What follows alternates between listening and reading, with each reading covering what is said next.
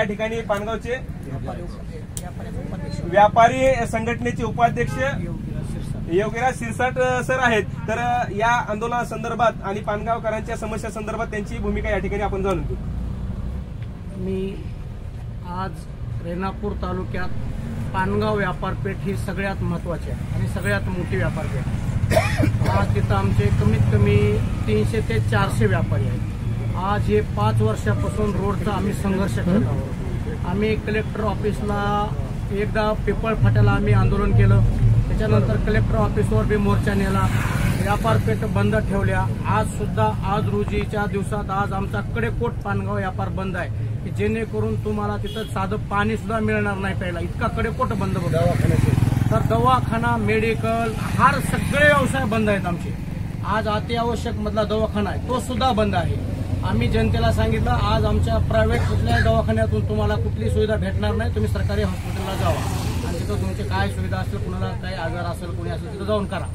आज आमची तळतळीचं एवढं म्हणणं आहे, आमच्या पानगावातले 300-400 व्यावसायिक आहेत, छोटे मोठे व्यावसायिक आहेत, ते सर्व व्यवसाय आज काही व्यवसाय बंद पडलेत, काही व्यवसायवाले बंद करून लातूर ठिकाणी जाऊन नोकऱ्या करू लागलेत। कारण का पानगावाची जी रहदारी आहे ते पूर्ण बंद पडलेली आहे।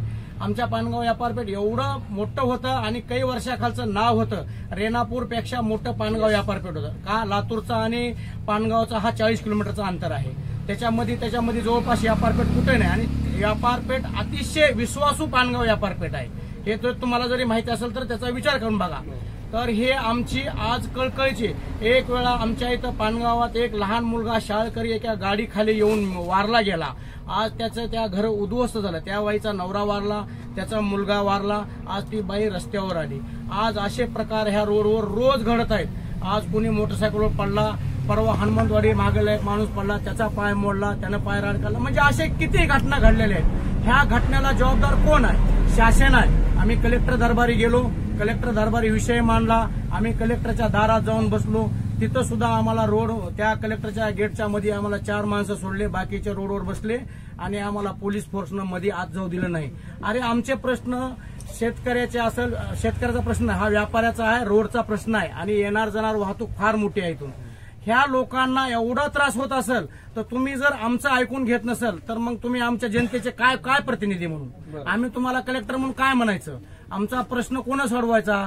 आज आमच्या शेतकऱ्यांनी अडविला असं म्हणतात, त्यांचं काम आहे रस्त्याची अडचण कशी आहे काय नाही त्यांनी कसा सोडवायचा प्रश्न त्यांचा आहे तो। आमच्या शेतकऱ्याची सहमती मागायची काय गरज आहे? सहमती मागायची तरी सुद्धा आमच्या आज शेतकरी सहमती द्यायला तयार आहेत। आज बॉन्डवर आज शेतकरी सही करून देतो म्हणजे साधा गोष्ट आहे का?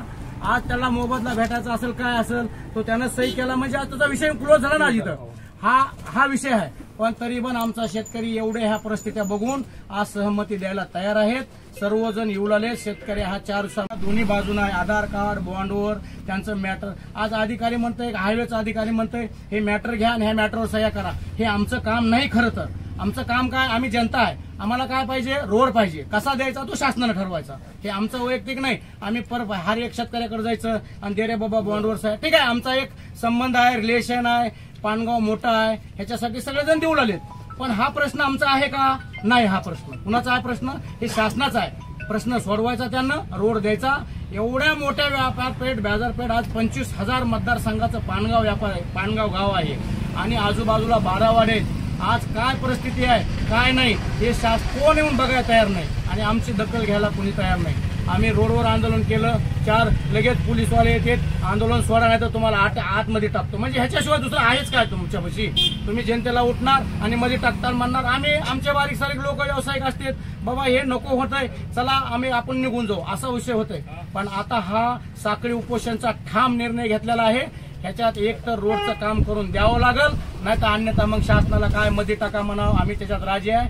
ह्याच्यानंतर जर नाही झालं तर आमरण उपोषणचा सुद्धा आम्ही विसारा देणार आहोत शासनाला। का तर ह्या विसारा शासन तुम्हाला जनतेशिवाय शासन वाकत नाही आणि ह्याला जनतेचं हत्यार हा मोठा आहे, ह्या हत्याराशिवाय पर्याय नाही।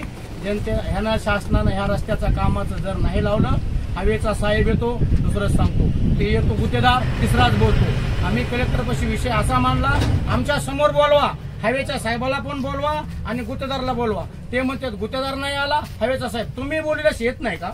आणि ते म्हणतात महागारी, मग तुम्हाला गुत्तेदार महागारी येऊन काय म्हणणार, नाही साहेब अशी अडचण आहे, लगेच तुम्ही क्लोज करणार.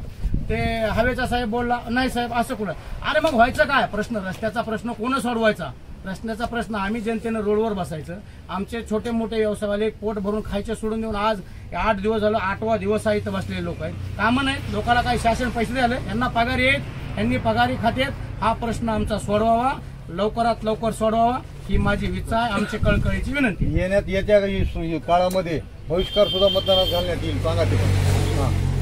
तर या ठिकाणी पानगाव व्यापारी संघटनेचे अध्यक्ष शिरसाट सर यांनी अतिशय म्हणजे या पानगावकरांची समस्या, महत्वपूर्ण मुद्दे चांगल्या पद्धतीने या ठिकाणी मांडलेले आहेत आणि प्रशासन असेल किंवा राजकीय प्रतिनिधी असेल यांनी लक्ष देणं गरजेचं आहे. कारण 25,000 प्लस 12 गाव वाड्या म्हणजे जवळपास 40-50 हजार मतदारसंघाचं गाव आहे, लोकसंख्या भरपूर आहे आणि एवढं असताना देखील फक्त म्हणजे टोलवाटोली करून उडवाडवी करून म्हणजे याकडे लक्ष जर देत नसतील तर निश्चितच ही म्हणजे अतिशय चुकीची गोष्ट आहे आणि याकडे गांभीर्याने लक्ष देणं गरजेचं आहे. आणि त्यांनी आता या ठिकाणी घरगुती इशारा दिला की या साखळी उपोषणावर जर त्यांचं म्हणजे समाधान नाही झालं तर आम्ही मरते दम तक म्हणजे आमरण उपोषण देखील करू, अशा पद्धती भूमिका या ठिकाणी व्यक्त केलेल्या आहे. आमचं या ठिकाणी याबद्दल आपल्या प्रतिक्रिया काय आहेत त्या कमेंटच्या माध्यमातून आम्हाला निश्चितच कळवा.